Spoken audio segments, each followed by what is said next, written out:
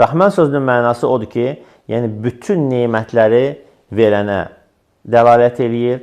Rəhim sözünün mənası odur ki, o nemətləri daha dəqiq bir formada məxluqatına çatdırılması.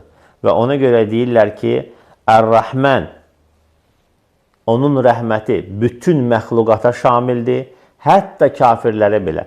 Lakin Rəhim isə Allahın rəhmətinin sadəcə möminlərlə ixtisar olunması və məhdudlaşması deməkdir. Yəni, Rahim, Allah Teala Rahimdir yalnız möminlərə.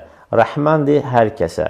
Allah Teala bu dünyada hər kəsə rəhm eləyir, lakin qiyamət günü axirətdə isə onun rəhməti yalnız və yalnız möminlər olacaq. Bu dünyada Allah Teala kafirə də rəhm eləyir, ona ruzusunu verir, işlərini asanlaşdırır, yolunda gedir filan. Bu Allahın rəhmətinin bir təcəllisidir.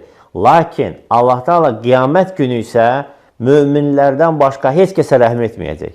Və Allahın rəhməti yalnız və yalnız möminlərə olacaq. Ona görə deyirlər ki, Rəhim, yəni Allah Teala yalnız möminlərə rəhmətli deyir qiyamət günü.